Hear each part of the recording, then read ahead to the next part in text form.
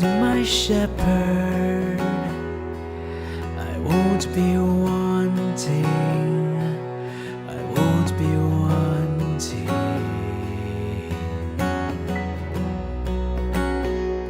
He makes me rest in fields of green with quiet streams.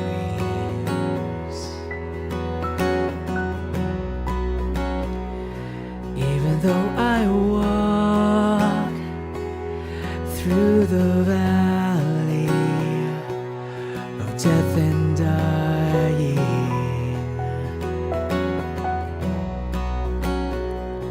I will not fear, 'cause you are with me, you are with me.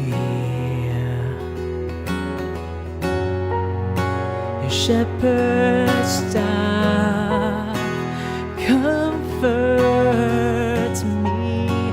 You are my feast in the presence of enemies. Surely goodness will follow me, follow me in the house of God forever.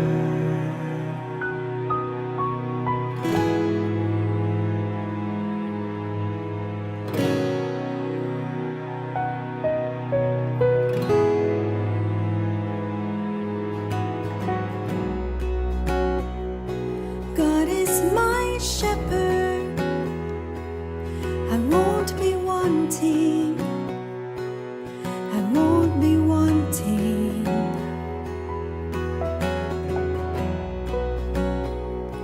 He makes me rest in fields of green by quiet streams.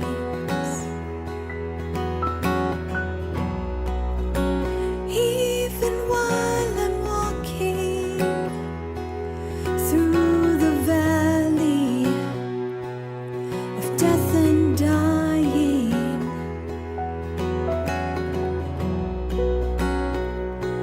I will not fear, for you are with me, you're always with me. Your shepherd's staff comforts me. You are my feast in the presence of enemies. Surely goodness will follow me, follow me in the house of God forever.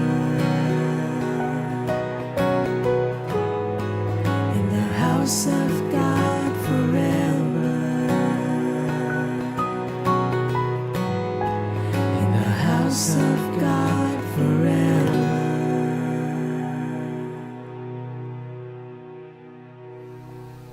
Hello, my name is Grace, and I'm here to share with you the midweek reflection. My topic is Be Joyful in Hope.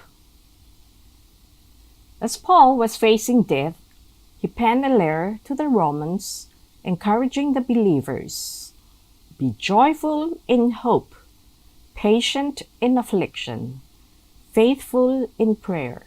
Romans 12:12. Please memorize.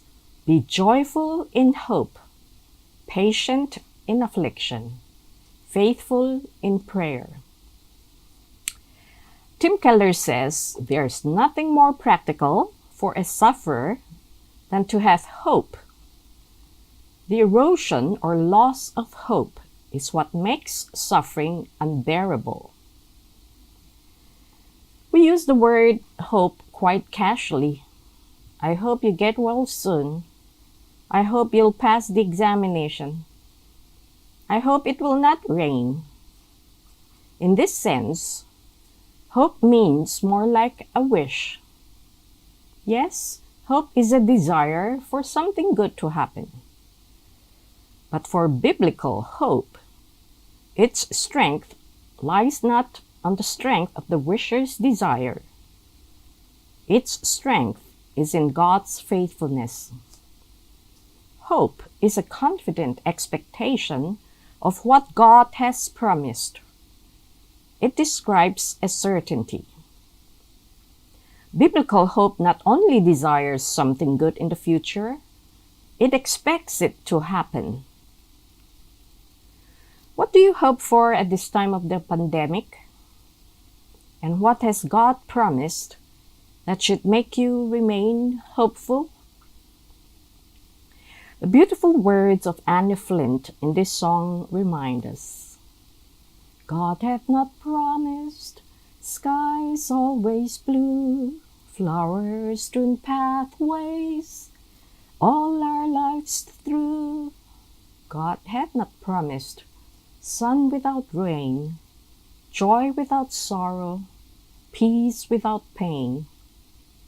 But God hath promised strength for the day, rest for the labor, light for the way, grace for the trials, help from above, unfailing kindness, undying love.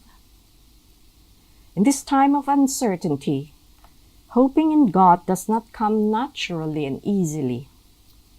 Where is God in all these diseases and death, of the young innocent lives lost, of the helpless, lonely, elderly people? Where is God in a coronavirus world? Where is God when it hurts? Be joyful in hope, patient in affliction, faithful in prayer. Do you know that it is when a situation seems helpless that we need hope the more? G.K. Chesterton says, hope means hoping when things are hopeless, or it is no virtue at all. As long as matters are really hopeful, hope is mere flattery or platitude. It is only when everything is hopeless that hope begins to be a strength at all. Hope does not come easy. Hope is the power of being cheerful in circumstances that we know to be desperate.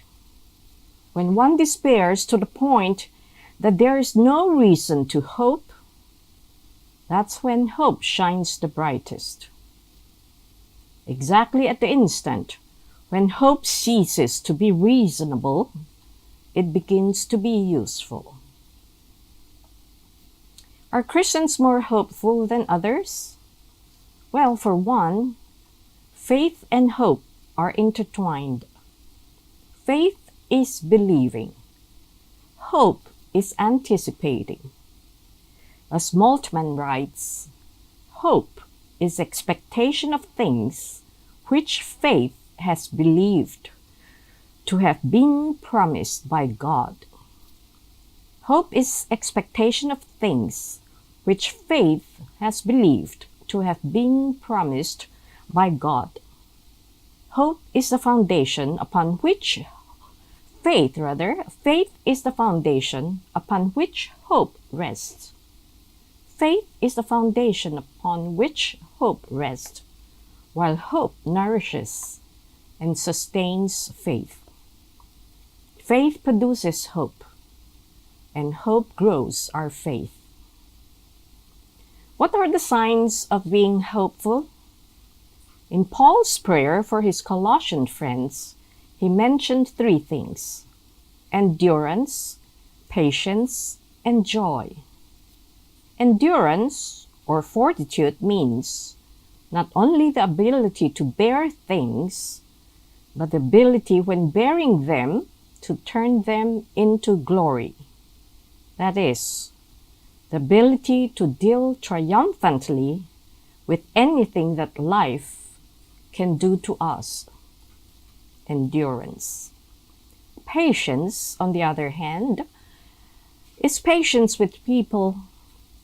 It is the quality of mind and heart which enables a man to bear with people that their unpleasantness and maliciousness and cruelty will never drive him to bitterness, patience.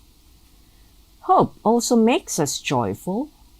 As John Piper says, beneath the turbulence on the surface of my life, there was a strong current of confidence and joy that all was well in the hands of a sovereign God. That all was well in the hands of a sovereign God. In this unprecedented time, endurance, patience, and joy are what the hopeful people must exhibit more than ever. Again, be joyful in hope, patient in affliction, faithful in prayer. Our Christian faith is a theology of faith, theology of hope. Our Christian faith is not just a theology of faith, but also a theology of hope. The centerpiece of Christian faith is the resurrection of Christ, which gives us hope. Hope is living, it's alive. Hope is future-oriented. An expectation that the promises of God for the future are already in the process of fulfillment in the present. What does the future look like for you now? A lot of uncertainties, I'm sure. Uncertainty about your business, about your plans, whether to make plans or not, whether planning is even possible. Uncertainty of when the church will open. Uncertainty when a time would come when one could go about daily lives without anxiety. In psychology, we speak of intolerance of uncertainty. Intolerance of uncertainty is an underlying fear of the unknown.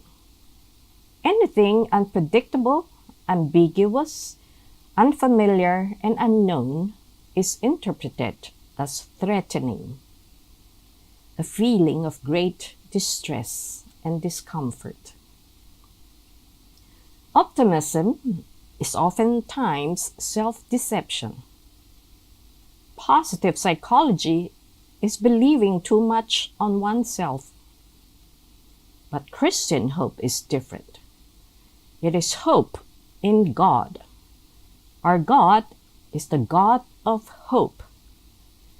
God not only gives hope, He embodies hope.